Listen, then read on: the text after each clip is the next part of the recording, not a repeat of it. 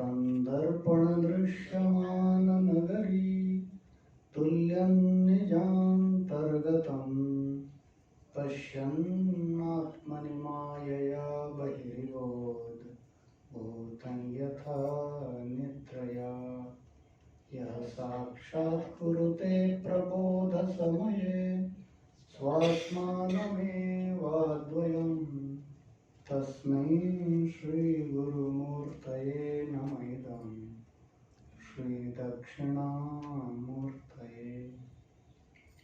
ॐ वाङ् मे मनसि प्रतिष्ठिता मनो मे वाचि प्रतिष्ठितम् आविराविर्मयेति वेदस्य महानिस्तः श्रुतं मे मा प्रहासि रणेनाधीतेनाहोरात्रान्तसन्दधामि ऋतं वदिष्यामि सत्यं वदिष्यामि तन्मामवतु तद्वक्तारमवतु अवतु माम् अवतु वक्तारम् अवतु वक्तारम्। ॐ शान्ति शान्ति शान्तिः। ॐ पूर्णमदः पूर्णमिदं पूर्णात् पूर्णमुदच्यते पूर्णस्य पूर्णमादाय पूर्णमेवावशिष्यते। ॐ शान्ति शान्ति शान्तिः। शङ्करं शङ्कराचार्यं केशवं बादरायणं सूत्रभाष्यकृतौ वन्दे भगवन्तौ पुनः पुनः। ईश्वरो गुरुरात्मेति मूर्तिभेदविभागिने व्योमवद्व्याप्तदेहाय दक्षिणामूर्तये नमः। ॐ शान्ति शान्ति शान्तिः।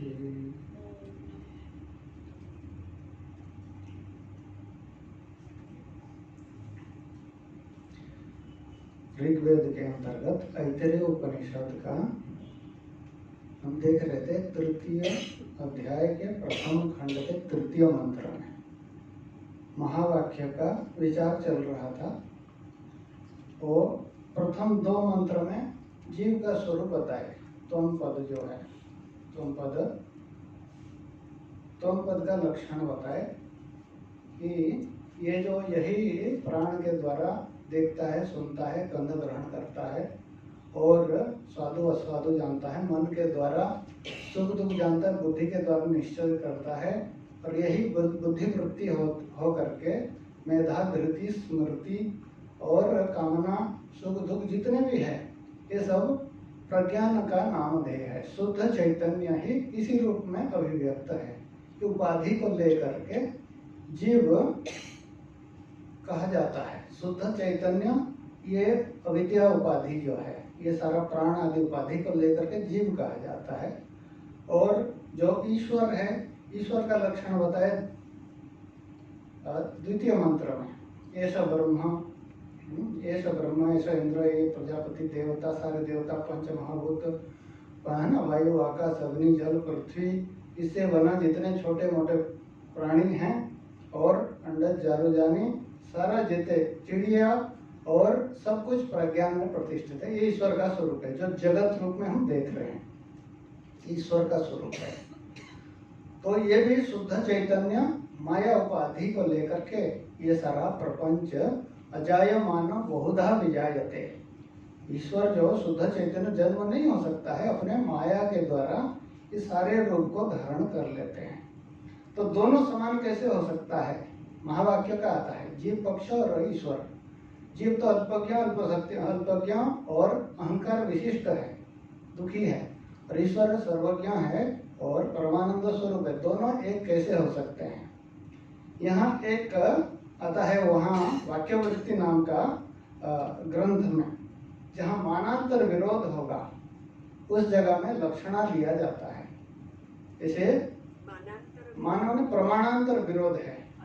जैसे गंगा में गांव का है ना, गंगा में गांव है तो प्रमाण से विरोध हो गया ना। हम देखते हैं गंगा जी में गांव हो ही नहीं सकता नदी प्रवाह में, तो क्या करते हैं उस जगह में लक्षणा लिया जाता है।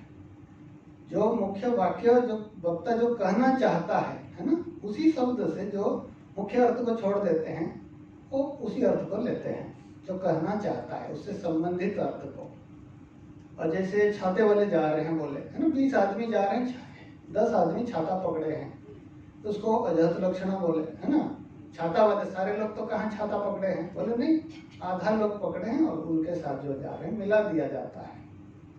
अब जब दोनों लक्षणा नहीं हुई जीव और ईश्वर में है ना, तो क्या करेंगे, तीसरा लक्षणा लेते हैं, भाग त्याग लक्षणा। विरोध अंश को छोड़ देते हैं और अविरोध अंश को ग्रहण कर लेते हैं। तो उसी चीज को भगवान वाक्यवृत्ति में बताते हैं। जैसे ये स्वयं देवदत्त, वह यह देवदत्त है। 50 साल पहले आप केदारनाथ में देखे थे, युवा शरीर था, मुंबई में देखे 50 साल बाद, तो वो अभी कितना 70 साल हो गया व्यक्ति को। तो युवा शरीर है ना, वृद्ध शरीर नहीं है, वो स्थान केदारनाथ मुंबई नहीं है ना। 1972 2022 नहीं है। देश काल वस्तु को छोड़ करके अभेद जो वस्तु मात्र व्यक्ति मात्र को ग्रहण किए देवदत्त को। तो यहाँ भाग त्याग लक्षणा, मानांतर विरोध हो गया ना। मान मतलब हम प्रत्यक्ष देख रहे हैं, उस समय जवान था, अभी है ना बुजुर्ग हैं, उस देश अलग है, केदारनाथ है, उत्तराखंड है, ये मुंबई है, अंदर ठंडी है, आपको कोट पहनना पड़ेगा ऊपर से नीचे पूरा, जुराब से लेकर ऊपर तक। और यहाँ तो खुले रहे हैं ना हम। तो ये देश काल वस्तु छोड़ करके अभिन्न अंश को लेते हैं। मानांतर विरोध हेतु मुख्यार्थ से परिग्रह, मुख्यार्थ को तो जब लेंगे तो विरोध हो रहा है मुख्य अर्थ जीव और ईश्वर में, तो क्या करते हैं, मुख्यार्थ अविनाभूत है, मुख्यार्थ के साथ नहीं छोड़कर, पूरा नहीं छोड़ के साथ उससे जो कहना चाहता है, उससे विवक्षित अर्थ कहना जो चाहता है वक्ता, संबंधित अर्थ को जो प्रतीति होता है उसको लक्षणा कहा जाता है। मुख्यार्थ जो कहना चाहता है, मुख्यार्थ को छोड़ देते हैं, उस शब्द से जो कहना चाहता है उसको लक्षणा कहते हैं। तो जीव तो क्या है, शुद्ध चैतन्य है। देखे हम सारा प्राण उपाधि और सारा वृत्ति को छोड़ दिए हम, शुद्ध चैतन्य में प्राण उपाधि को लेकर जीव कहता है। और जीव जीव प्राण धारणे बोलते हैं, प्राण के कारण ही जीव कहा जाता है। शरीर में प्राण निकल गया तो कोई जीव नहीं कहेंगे। और ईश्वर में क्या है, ईश्वर ही माया के द्वारा ये सारे रूप में स्थित है। सारे जो ये सारा संसार दिख रही है ना, वो सारा है ना, जैसे घट नामना यथा पृथ्वी, जैसे घड़ा नाम का जैसे पृथ्वी तत्व मिट्टी को छोड़ करके कुछ नहीं है, ठीक वैसे भगवान गीता में देखिए वहां बताते हैं 7वें अध्याय में है ना, एतद योनि भूतानि सर्वाणि त्युपधार्य अहम सर्वस्य जगतः कृष्णस्य है ना प्रभव प्रलय तथा, मैं सारा जगत का कारण हूँ, उत्पन्न भी मेरे में है और प्रलय भी मेरे में है।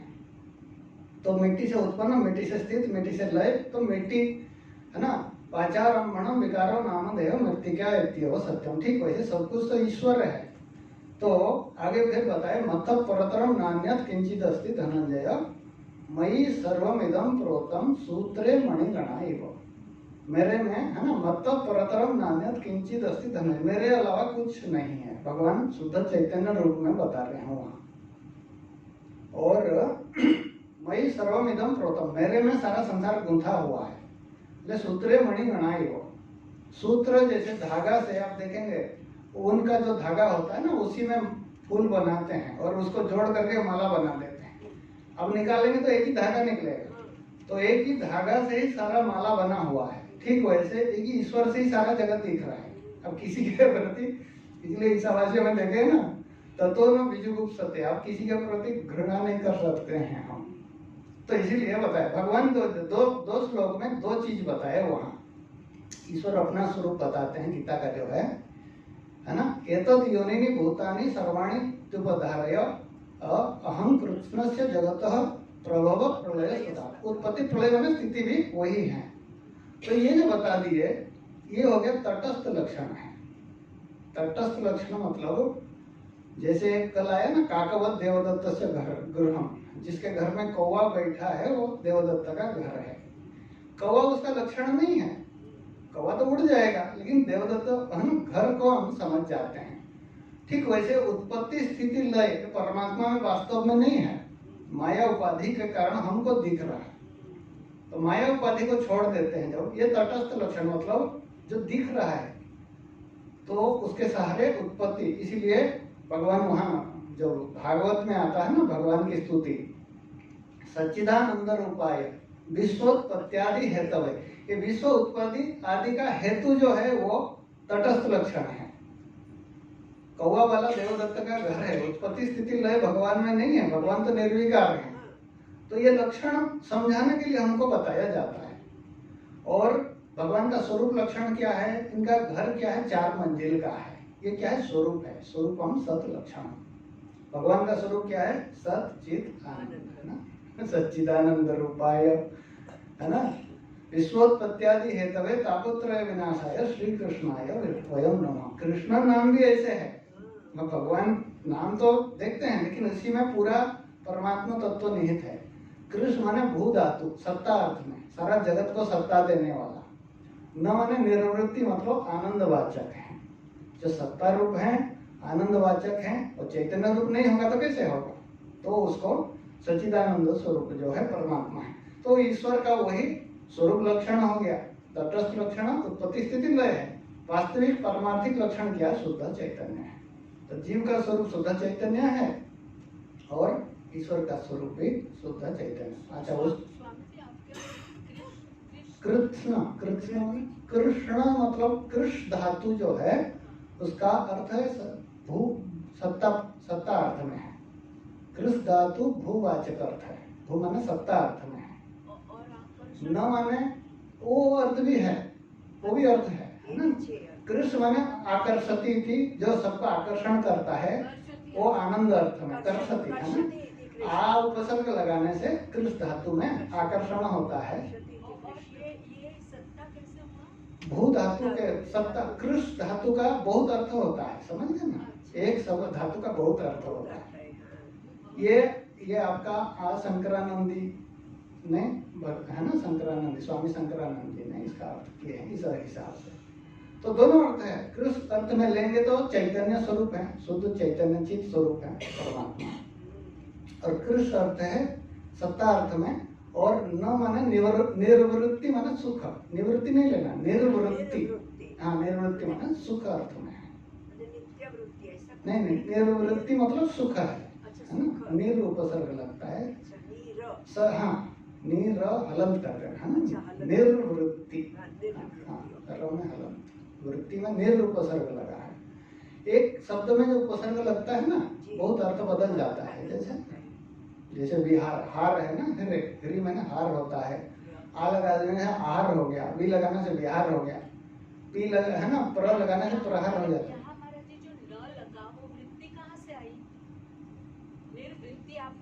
उसी अर्थ में है, न शब्द का अर्थ निर्वृत्ति अर्थ में है। तो ये वृत्ति कहाँ से आई? उसका शब्द का बहुत अर्थ होता है, एक शब्द का बहुत अर्थ होता है। तो यहाँ सच्चिदानंद रूप अर्थ, न जो बोला ना महाराज जी, हाँ, न हटाने के हिसाब से, नहीं न का बहुत अर्थ होता है। तो आपने बोला एक मिनट, हाँ, आप बोले ना निर्वृत्ति, हाँ, तो वृत्ति कहाँ से आई? वो शब्द आपको कहाँ से? देखिए वृत्ति, कृष्ण में डालने के लिए वो, देखिए वृत्तु वर्तने एक धातु होता है, उसमें वृत्ति बनती है, उसमें निर उपसर्ग लगता है, तो निर्वृत्ति शब्द जब बनता है उसका न का अर्थ निर्वृत्ति है। ठीक है, निर्वृत्ति मतलब सुख है, तो सुख यहाँ निरतिश है, सुख लेना, थोड़ा व्याकरण है उसमें। अच्छा, तो वहां भी देखिए गीता का जो दूसरा श्लोक आया भगवान का होता है, में भी ये वृत्ति कहाँ से आई महाराज जी? वृत्तु वर्तने धातु है। हाँ, लेकिन इसमें कहाँ से आई, आपने कहाँ से लाई वो शब्द? ये शंकरानंदी टीका से लिया हूँ मैं, उसको देख लेना थोड़ा, उसमें व्याख्या है। तो उसको फिर दूसरा जो शब्द अर्थ किए उसको, जैसे मतलब परतरम नान्यत किंचित अस्ति धनंजय, मतलब है ना, मतलब परतरम नान्यत किंचित अस्ति धनंजय, सर्व है ना, सर्वम है ना मयि सूत्रे मणिगणा एव, तो बताते हैं तो सब कुछ मेरे में अनुस्यूत है, बोलते हैं। मतलब परतरम नान्यत किंचित अस्ति धनंजय, थोड़ा भी वस्तु नहीं है। कैसे बताए, जैसे है ना, ऊन वाला धागा आया था ना। जैसे भगवान शंकराचार्य एक दूसरा दृष्टांत देते हैं, जैसे कपड़े में धागा है ना, लंबा लंबा धागा है, हम कपड़ा कहते हैं, कपड़ा नाम का कोई वस्तु नहीं है, वास्तव में धागा ही है। ठीक वैसे ईश्वर से ही सारा व्याप्त है, ईशावास्यम है। अच्छा, उसी चीज को यहाँ बता रहे हैं, देखिए ठीक है, भाष्य में थोड़ा देख लेते हैं। 99 पृष्ठ में थे, है ना, तदेतत् भाष्य में दूसरा लें, तदेतत् प्रत्यस्तमित सर्वोपाधि विशेषम सन्निरंजनम निर्मलम निष्क्रियम शांतम एकम अद्वयम नेति नेति की सर्व विशेषापोह संवेद्यम सर्व शब्द प्रत्यया गोचरम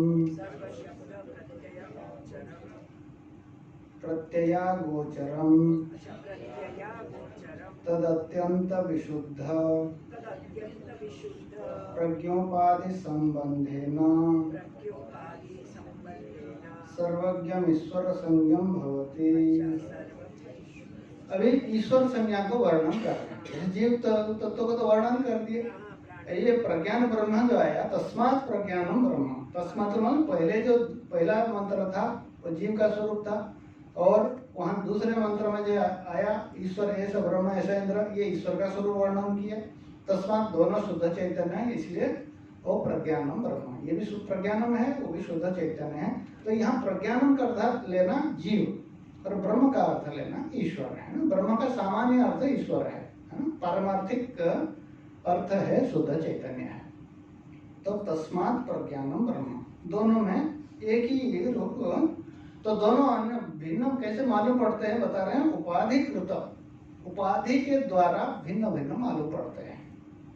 शुद्ध चैतन्य देखिए, घटादि वाला घटा उपाधि दिए थे ना, घड़ा आकाश है कि है, घड़ा उपाधि को लेकर घटाकाश कहा जाता है, समष्टि उपाधि को लेकर के महाकाश कहा जाता है। और उपाधि जैसे होता है, ये आपका जैसे कोई दर्पण है, महिला दर्पण में गंदे जो पानी है उसमें भी सूर्य का प्रतिबिंब पड़ता है, उसमें प्रकाश कम होता है, और जहाँ दर्पण है उसमें सूर्य का प्रतिबिंब जो प्रकाश पड़ेगा उसमें प्रकाश ज्यादा दिखाई देता है। ठीक वैसे जीव का उपाधि क्या है, अविद्या उपाधि है। अविद्या क्या है, अविद्या के कारण दुखी है ना, अल्पज्ञ अल्पशक्तिमान होता है। और उसमें क्या है, ईश्वर का माया उपाधि है, उसमें सर्वज्ञत्व सर्वशक्तिमान जगत सृष्ट है ना, सृष्टि स्थिति लय करने वाला जो है ईश्वर का उपाधि है।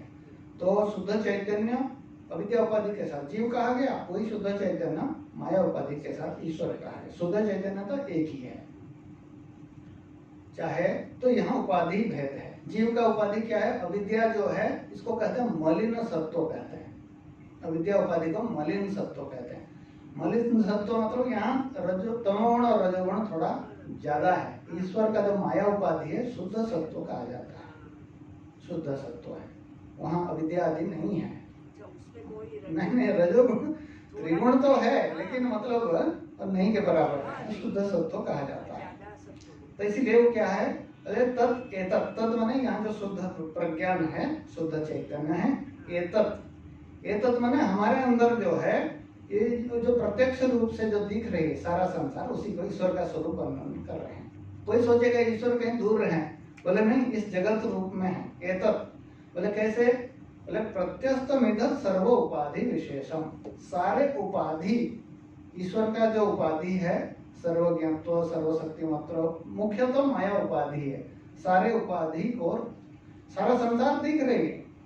जैसे प्रजापति का हिरण्यगर्भ का ज्यादा स्वच्छ है, इंद्र का थोड़ा कम स्वच्छ है, उससे प्रजापति है, देवता है, मनुष्य है ना, गंधर्व है, देव गंधर्व, सारा मनुष्य गंधर्व, सारा जितने हैं पितृ लोग हैं, सारे लोगों का उपाधि, वो उपाधि लेकर के ये दिखाई देते हैं। लेकिन शुद्ध परमात्मा में एक ही आकाश में घटाकाश मठाकाश, जैसे मकान का आकाश मठाकाश बोलते हैं, कमंडल का आकाश करक आकाश कहते हैं, कुआं का आकाश जो कुपाकाश कहते हैं, सुई का आकाश को सूची आकाश कहते हैं। अनेक अनेक दिखाई देता है लेकिन आकाश एक ही है। ठीक वैसे उपाधि को जब हटा देंगे, आकाश एक ही है। उपाधि तो कर्तृत्व और क्या है, उपाधि के कारण आत्मा ये जो शुद्ध चैतन्य कर्ता भोक्ता इत्यादि मालूम पड़ता है, सुखी दुखी जीव मालूम पड़ता है। और वास्तव में क्या है, परितृप्तम परमानंदम है। सर्व उपाधि निरंजन मतलब अंजन मतलब माया लेना, माया रहित है। निर्मलम मलिन मतलब अविद्या काम कर्म आदि दोष से राग द्वेष आदि रहित है। निष्क्रिय मतलब विकार रहित है, 6 भाव विकार से रहित है। शांतम शांतम का अर्थ भी है परमानंद अर्थ में। जब तक व्यक्ति पूर्ण रूप से शांत नहीं हो जाता है तब तक कुछ ना कुछ करता रहेगा, अशांत है, अशांत ही रहेगा। शांतम कैसे देखे, बच्चा देखे ना जो खा लेता है भर पेट, उस समय छोड़ जाता है, शांत है। सुसुप्ति अवस्था में भी देखिए वहाँ कामना नहीं है, अविद्या तो है लेकिन पता नहीं चलता है, तो इसलिए कामना रहित हो जाता है। ठीक वैसे ज्ञानी भी कामना से रहित हो जाता है। तो परमानंद स्वरूप है, परितः तृप्त जो स्वरूप है, अविद्या काम कर्म आदि रहित है। तो मन में जो कामना नहीं है तो पूर्ण रूप से तृप्त होता है। निर्विशेष कैसे बोले, एकम अद्वयम, तीनों ले लेना। एक मतलब एकम एवं अद्वितीय है। एक हो गया आपका स्वगत भेद रहित है ना, आत्मा निरवय है, शुद्ध चैतन्य है ना, स्वगत भेद नहीं है। अवयव होगा, हाथ पैर जैसे अंग होगा तो भाग होता है। आकाश जैसे निरवय है, इसलिए सजातीय भेद नहीं है, विजातीय नहीं, दूसरा आत्मा नहीं है, एक ही आत्मा है। भगवान बताए ना, क्षेत्रज्ञम चापि माम विद्धि सर्व क्षेत्रेषु, सारे प्राणी में एक ही आत्मा है, दूसरा आत्मा नहीं है। और विजातीय भेद भी नहीं है। आप कहेंगे जैसे मनुष्य हमारे से पत्थर आदि अलग हैं, बोले पत्थर भी अलग नहीं है, वो भी शुद्ध चैतन्य में ही है ना। आगे आया ना तैत्तिरीय में, परमात्मा से वो आकाश वायु अग्नि जल पृथ्वी आदि उत्पन्न हुआ, वो भी परमात्मा स्वरूप ही है। सजातीय विजातीय स्वगत भेद रहित है, अद्वयम। और इसमें दिखता है सारा ब्रह्मा जी क्या है, सारा संसार का व्याप्ति है, सूक्ष्म शरीर है, प्रजापति है, सारा जगत का स्थूल शरीर है, और इंद्र का शरीर है, देवताओं का शरीर है। सारा उपाधि को लेकर के बोले जितने भी उपाधि है सबको निषेध कर दीजिए, जितने भी विशेष है। नेति नेति इति सर्व विशेष अपोहम, नेति नेति यह नहीं करके संसार में जितने भी विशेष है सबको निषेध कर दिया जाता है। ये क्या है, स्थूल शरीर नहीं है, सूक्ष्म नहीं है, कारण नहीं है, और ये बड़ा नहीं है, छोटा नहीं है, दो में बड़ा छोटा होगा, और स्थूल सूक्ष्म कारण से रहित है, अह्रस्वम अदीर्घम, लंबा नहीं है, छोटा नहीं है, और सारे जो जितने भी जाति गुण क्रिया संबंध इससे ये सब विशेष होता है, इससे रहित है। और सर्व प्रत्यय गोचर अगोचरम, सारे प्रत्यय के द्वारा जो नहीं जाना जा सकता है। प्रत्यय मतलब सुख दुख शब्द स्पर्श रूप रस, जितने भी प्रत्यय के द्वारा नहीं, ये आत्मा तो अशब्द स्पर्श है, सारे गुण से रहित है। तो नेति नेति करके जो ब्रह्म को क्या करते हैं, जो निषेध करके जो बाकी बचता है वही शुद्ध चैतन्य होता है। इसको कहते हैं आपका स्थूला अरुंधति न्याय। आप जाने होंगे अरुंधति एक नक्षत्र होते हैं, वशिष्ठ जी के पत्नी थे। दक्षिण भारत में जब शादी होती है पति पत्नी को अरुंधति को दिखाते हैं, आकाश में अरुंधति एक नक्षत्र है, तारे। तो उसको कहेंगे ये उत्तर दिशा है ना, उत्तर दिशा में देखो कहते हैं। तो देखता है वो उत्तर दिशा में एक पेड़ दिख रहे हैं, उसमें बोले वो अरुंधति है क्या, बोले नहीं। उससे आगे पहाड़ है, बोले पहाड़ अरुंधति है, पहाड़ नहीं है, बोले पहाड़ से ऊपर देखो। ऊपर देखे तो बोले 7 जो तारे दिख रहे हैं, तो उसको देखो, बोले क्या ये यही अरुंधति है, बोले नहीं वो नहीं है, ये तो सप्तर्षि मंडल है। तो बोले उसमें जो 6 तारे दिख रहे हैं उनको देखो, बोले 1 2 3 4 7 तारे होते हैं, 1 2 3 4 5 6 7, 6 नंबर जो तारा उसको देखो। बोले क्या यही अरुंधति है क्या, बोले नहीं यह नहीं है। बोले उनके पास एक छोटे से नल है ना, ये वशिष्ठ है, 6ठा जो है, और उनके पास अरुंधति है, छोटा सा एक तारा रहता है, अरुंधति कहते हैं। तो वशिष्ठ अरुंधति तो है, पतिव्रता है, तो दोनों साथ साथ रहते हैं। तो स्थूला अरुंधति न्याय, जैसे आप उत्तर दिशा से गए, पहाड़ गए, ऊपर से सप्तर्षि मंडल गए, उसे छठे तारा गए और सबको निषेध कर दिए, पहाड़ नहीं है, सप्तर्षि मंडल नहीं है, छठा जो वशिष्ठ नहीं है, उनके पास जो छोटे नक्षत्र हैं तारे वही हैं। तो नेति नेति करके सर्व विशेष अपोहम, संसार में जितने भी विशेष है एक विशेष बताएंगे जो आपका हिरण्यगर्भ, प्रजापति, इंद्र, देवता, मनुष्य, गंधर्व, पितृ आदि सारे विशेष को त्याग करके शुद्ध चैतन्य ही सर्व शब्द प्रत्यय गोचरम, सर्व शब्द प्रत्यय अगोचरम। शब्द का प्रत्यय भी क्या होता है? शब्द, स्पर्श, रूप, रस, गंध जितने भी जो इंद्रियों के द्वारा जो प्रत्यक्ष या अनुमान से ग्रहण करते हैं इंद्रियों के द्वारा और अंतःकरण मन आदि के द्वारा, उसी को हम शब्द प्रयोग करते हैं। तो आत्मा क्या है? प्रत्यक्ष अनुमान से परे है। तो इसलिए क्या कहें? सर्व शब्द प्रत्यय अगोचरम। इसी को तैत्तिरीय उपनिषद में आता है, यतो वाचो निवर्तन्ते अप्राप्य मनसा सह आनंदम ब्रह्मणो विद्वान न विभेति कुतश्च नेति। तो यतो वाचो निवर्तन्ते, सारे वाणी निवृत्त हो जाता है। वाणी में क्या है? जाति गुण क्रिया संबंध बताएंगे, शब्द, स्पर्श, रूप, रस, गंध आदि नाम रूप है, उतना ही वर्णन होता है। और उसको कहते हैं मूर्त और अमूर्त भी विभाग है। मूर्त मतलब पृथ्वी, जल, अग्नि, जो दिखाई देता है उसको मूर्त कहते हैं, जो नहीं दिखाई देता है वायु, आकाश अमूर्त कहते हैं। तो वो परमात्मा जो शुद्ध चैतन्य मूर्त भी नहीं है, अमूर्त भी नहीं है, स्थूल नहीं है, सूक्ष्म नहीं है, सब कुछ है, सब कुछ निषेध कर दिए। तो बचा क्या है? बोले ये स्थूलारुंधति न्याय जैसे पंचकोश का निषेध किए, अन्नमय कोश नहीं है, प्राणमय, मनोमय, विज्ञानमय, आनंदमय नहीं है, स्थूल शरीर नहीं है, सूक्ष्म शरीर नहीं है, कारण शरीर नहीं है, जागृत अवस्था नहीं है, है ना? जागृत अवस्था जो है रजोगुण का है, कार्य है, और स्वप्नावस्था सत्वगुण का कार्य है, सुसुप्ति अवस्था तमोगुण का कार्य है। तो स्थूल है ना, जागृत, स्वप्न, सुसुप्ति तीनों का जो दृष्टा है, साक्षी है, और सारे से परे है। और वो कैसे बता रहे? यह तो वाचक और आनंद स्वरूप है वो, है ना, जिसको प्राप्त करने से अभय को प्राप्त कर लेता है, द्वितीय वस्तु नहीं है। इसीलिए तद अत्यंत विशुद्ध, तद माने तद, ये जो प्रज्ञान, तद का अर्थ प्रज्ञान लेना है ना, तद जो शुद्ध चैतन्य, प्रज्ञान कहिए, चित कहिए, चैतन्य कहिए, है ना, संवित कहिए, अलग अलग नाम है। तो ये जो शुद्ध ब्रह्म है, प्रज्ञान है, शुद्ध चैतन्य है और विशुद्ध है। विशुद्ध मतलब अत्यंत विशुद्ध, अविद्या, काम, कर्म, माया आदि उपाधि से रहित है।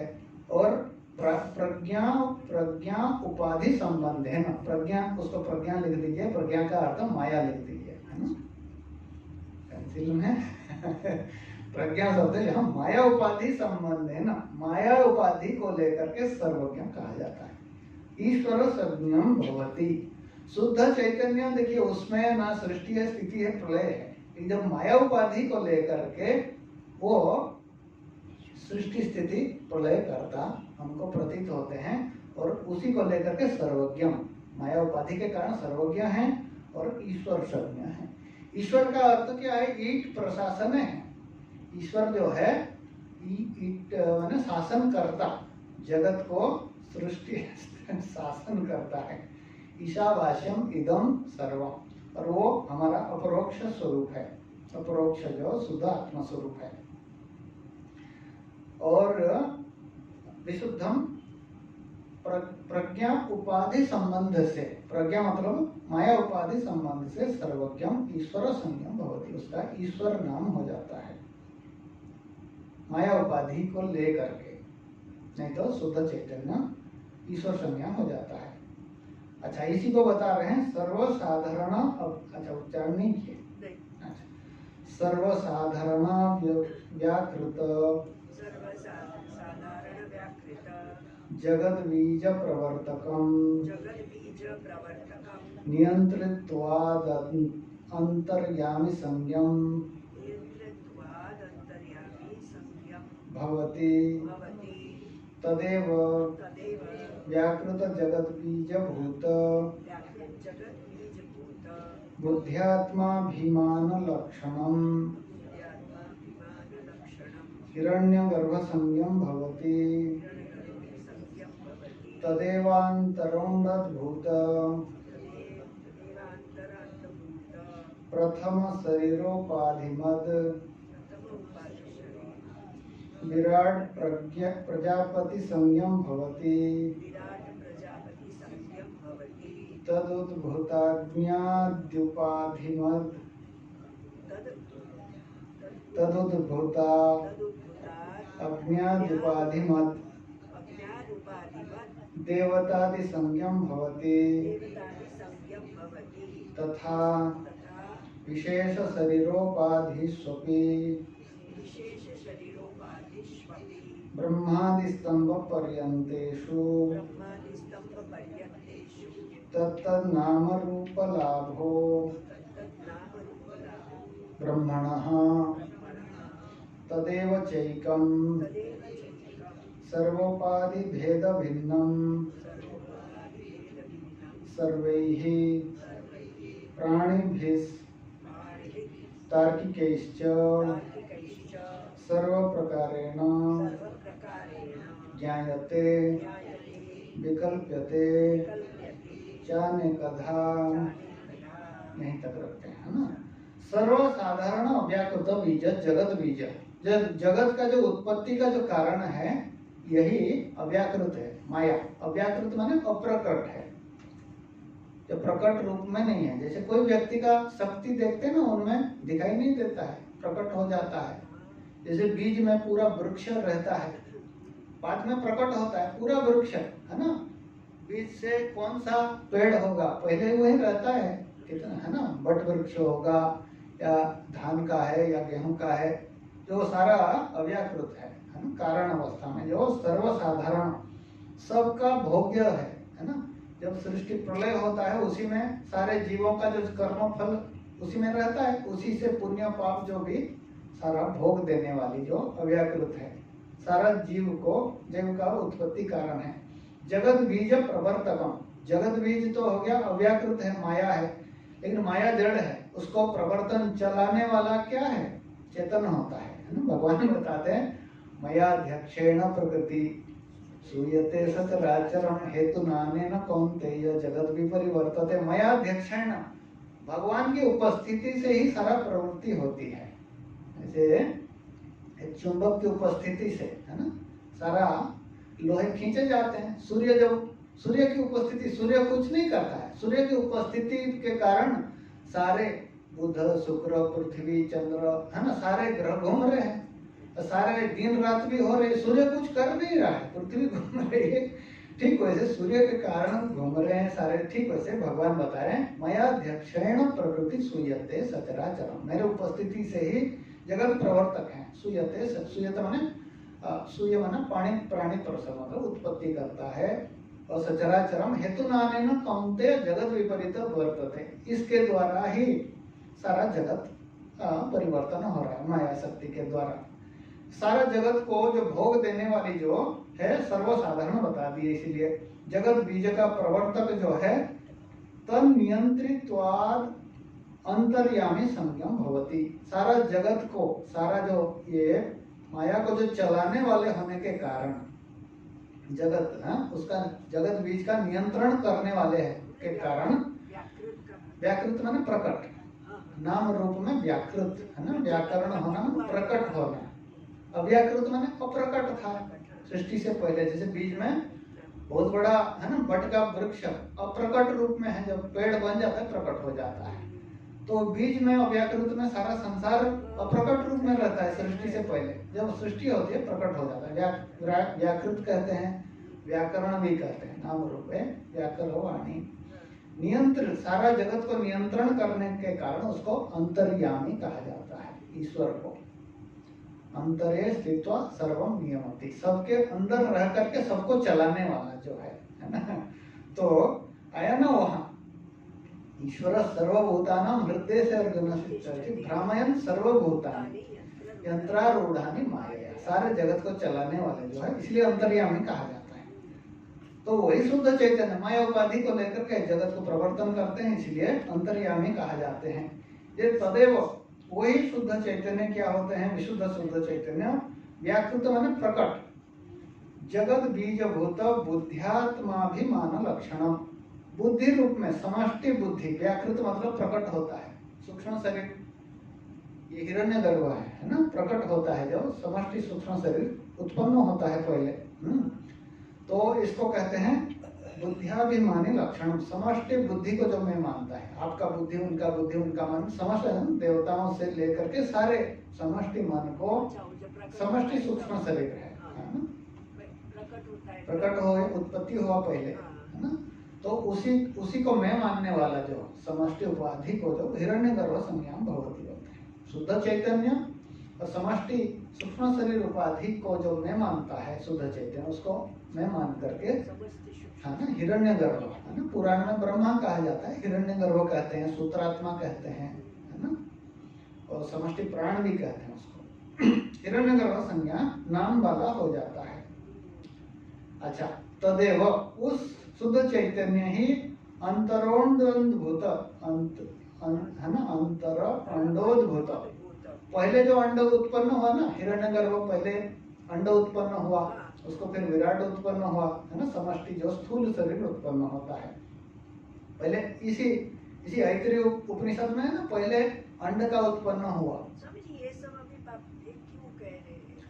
ये ईश्वर का उपाधि है ना, ये सब ईश्वर का वर्णन हो रहा है। ये शुद्ध चैतन्य ईश्वर का उपाधि, हिरण्यगर्भ है ना, अंड है, वैश्वानर है, ये वैश्वानर है, प्रजापति है, इंद्र आएगा, सारे देवता आएगा, ये किसका उपाधि है? ईश्वर का है। वहाँ तो जीव का बता दिए, ईश्वर का बता दिए। अभी ईश्वर जो शुद्ध चैतन्य, ये उपाधि लेकर के शुद्ध चैतन्य समष्टि जो संसार दिख रहा है, ये ईश्वर का रूप है, उसी का वर्णन है। शुद्ध चैतन्य ये रूप में दिख रहा है। आपको बताया ना, जैसे रामलीला में एक ही आदमी है ना, वो दशरथ बन जाता है तो किसी सारा रूप में दिखाई देता है। जैसे सूर्य एक होता है, अब वो 1000 घड़ा में है, पानी है, जहाँ लाल पानी है लाल दिखेगा, नीला पानी में नीला दिखेगा। तो ये हिरण्यगर्भ सूक्ष्म शरीर उपाधि को लेकर के हिरण्यगर्भ रूप में दिखाई देता है। अब अंड से उत्पन्न जो प्रथम शरीर उत्पन्न हुआ, इसको विराट कहते हैं। आपका शरीर, उनका शरीर, सबका शरीर, इंद्र से लेकर के ब्रह्मा सारा चिंटी तक, ब्रह्मा से लेकर चिंटी तक जितने स्थूल शरीर है, उसको जो मैं मानता है, उसको प्रजापति कहते हैं। विराट कहें, प्रजापति कहें। जैसे बताया था ना कल, देखे थे ये महाराष्ट्र है, उड़ीसा है, तमिलनाडु है, सब मिल गए तो भारत हो जाता है ना। ठीक वैसे सारे जितना स्थूल शरीर मिल करके उसको विराट कहते हैं, प्रजापति का है, स्थूल शरीर है। तो उसी के साथ जो अभिमान लक्षणम हिरण्यगर्भ संज्ञम भवति, तो बुद्धि समष्टि जो तदेव व्याकृत माने प्रकट, जगत बीजभूत आत्माभिमान लक्षणम, व्याकृत माने प्रकट जगत का जो बीज है, क्या है वो हिरण्यगर्भ संज्ञम भवति, जो समष्टि सूक्ष्म शरीर का जो यही बीज है। सूक्ष्म शरीर जहाँ रहेगा फिर शरीर प्रकट हो जाता है, सूक्ष्म शरीर यहीं से जाता है, फिर दूसरा शरीर पकड़ लेता है ना। जगत बीजभूत जो हिरण्यगर्भ संज्ञा होता है, समष्टि सूक्ष्म शरीर को मैं मानने वाला शुद्ध चैतन्य है। अच्छा, वही जब स्थूल शरीर में होता है प्रजापति संज्ञम भवति। अच्छा, वही सूक्ष्म शरीर को मैं मान करके हिरण्यगर्भ कहा जाता है। तो समष्टि स्थूल शरीर जगत जो दिख रही है, ये जो विश्वरूप दर्शन है ना 11वां अध्याय, यही वो प्रजापति संज्ञा हो जाता है। अच्छा, तद उद्भूत अग्न्यादि उपाधि मत देवतादि संज्ञम भवति, जो समष्टि जो उपाधि है प्रजापति से, विराट से, वैश्वानर से, समष्टि स्थूल शरीर से अलग अलग उपाधि उत्पन्न होता है। अग्नि, वायु है ना, वरुण जो है आपका अश्विनी कुमार, और आपका जो है जो भी है ना, सूर्य चंद्रमा, जितने उपाधि लेकर के ये देवता संज्ञा हो जाता है एक ही शुद्ध चैतन्य में। जैसे बताया ना घड़ा है ना, आकाश, अलग अलग आकाश को लेकर के अलग अलग आकाश कहा जाता है, आकाश तो एक ही है। जैसे सूर्य एक ही है, देवता संज्ञा वाला, संज्ञा मतलब नाम वाला, देवता नाम। जैसे यहाँ बता रहे हैं, जैसे अग्नि शरीर को लेकर के अग्नि देवता वाला हो जाता है। शुद्ध चैतन्य अग्नि शरीर को लेकर के अग्नि देवता कहा जाता है। शुद्ध चैतन्य और अग्नि शरीर को अग्नि देवता कहा जाता है। शुद्ध चैतन्य वायु शरीर लेकर के वायु देवता कहा जाता है। बोले कितने हैं? इतना ही नहीं है, सारे देवता जितने हैं इतना ही नहीं है। तथा विशेष शरीरोपाधि सुवपि तत्त संज्ञा भवति। विशेष शरीर उपाधि को लेकर के वही संज्ञा कहा जाता है, नाम होता है। जैसे पितृ का शरीर लिए, पितर लोग हैं बहुत हमारे, है ना। कठोपनिषद से आता है, प्रथम अध्याय पाठ करने से पितर लोगों को गति होती है, अपना भी कल्याण होता है। तो जैसे पितर का शरीर लेकर के पितृ संज्ञा हो जाता है। देखिए शुद्ध चैतन्य पितृ का शरीर लिया तो है ना, पितृ बन गया। और वही शुद्ध चैतन्य जब गंधर्व का शरीर लिया तो गंधर्व बन गया। वही शुद्ध चैतन्य जब मनुष्य शरीर लिया तो मनुष्य बन गया। यहाँ टीकाकार बताते हैं जितने भी संसार में जितने भी हैं, मनुष्य पशु पक्षी जितने भी हैं, सारे शरीर, यहाँ तक लिख दिए असुरादय अपि। असुर आदि जो है वो भी क्या है? शुद्ध चैतन्य असुर उपाधि लेकर के असुर संज्ञा हो जाते हैं। तो एक चीज हम छोड़ना नहीं, कोई चीज पूर्ण है। पूर्णमदः पूर्णमिदम्, ये संसार पूर्ण है। इसलिए भागवत में आता है भगवान का जो छाती है ना धर्म है, तो पीठ जो है अधर्म है। तो कोई चीज भगवान से सब कुछ उपाधि लेकर के अलग अलग हो जाता है। आप भी देखे ना, हिरण्यकशिपु आदि है, ये सारे लोग क्या हैं? भगवान के पिए हैं, बोलते हैं हमारे स्वामी जी। दंडी स्वामी जी एक थे, बोले हमको ये लोग बेवकूफ बना रहे हैं रामलीला और कृष्ण लीला करके।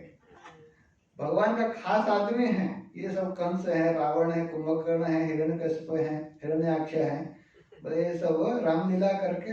एक बार ऐसे हुआ, इतना सच मालूम पड़ता है। एक बार ईश्वर चंद्र विद्यासागर, आप नाम सुने होंगे, बहुत बड़े व्यक्ति हुए, सरस्वती चंद्र लिखा हुआ, वो बंगाल के थे। वहाँ ड्रामा चल रहा था, कहीं बुला लिए थे उनको। बुलाए जब वो बैठे सामने में, वहाँ कोई अंग्रेज का अत्याचार दिखा रहे थे, अंग्रेजों का कुछ खेल चल रहा था। हमारे लोग कर रहे थे, कोई अंग्रेज व्यक्ति अत्याचार कर रहा था। तो कोई खेती जबरदस्ती, वो लोग धान आदि बनाते थे, लेकिन उनको कहा गया इसमें नील बनाना पड़ेगा। नील जो है जबरदस्ती, दूसरा कुछ खेती नहीं कर सकते। वो लोग जितने पैसे में खरीदेंगे उतना में ही आपको बेचना पड़ेगा। तो कोई गरीब किसान था, उसका जो पत्नी थी, तो उसको कम उम्र के था, उसको अत्याचार जब करने लगा स्टेज के ऊपर, तो ये वहीं से उठे, अपने चप्पल उतार कर धड़ धड़ मार दिया एकदम धड़ाधड़ उसको। तो ड्रामा था, तो उनको होश आया कि ड्रामा है करके, अरे माफ करना बोला, है ना। बोले वो ईश्वर चंद्र विद्यासागर बोले माफ करना, मैं भूल गया कि ये नाटक है। तो वो जो अंग्रेज है ना किरदार लिया था, बोला महाराज जी मुझे इससे बड़ा पुरस्कार नहीं मिल सकता है। इतना सच्चाई, जैसे आपको सच लगा कि मेरे अत्याचार में सही में कर रहा हूँ। तो यही बड़ा, सबसे बड़ा कलाकार है, परमात्मा है, ये सारे रूप में दिखाई देते हैं। ओम वांग में मनसि प्रतिष्ठिता, मनो में वाचि प्रतिष्ठितम्, आविराविर्मयेधि वेदस्य माणिस्थः, श्रुतं मे मा प्रहासि ननेनाधीतेनाहोरात्रान् संदधामि, ऋतं वदिष्यामि सत्यं वदिष्यामि, तन्मामवतु तद्वक्तारमवतु, अवतु माम् अवतु वक्तारम्, अवतु वक्तारम्। ओम पूर्णमदः पूर्णमिदं पूर्णात् पूर्णमुदच्यते, पूर्णस्य पूर्णमादाय पूर्णमेवावशिष्यते। ओम शांति शांति शांति। शंकरं शंकराचार्यं केशवं बादरायणं, सूत्रभाष्यकृतौ वन्दे भगवन्तौ पुनः पुनः। ईश्वरो गुरुरात्मेति मूर्तिभेदविभागिने, व्योमवद्व्याप्तदेहाय दक्षिणामूर्तये नमः। ओम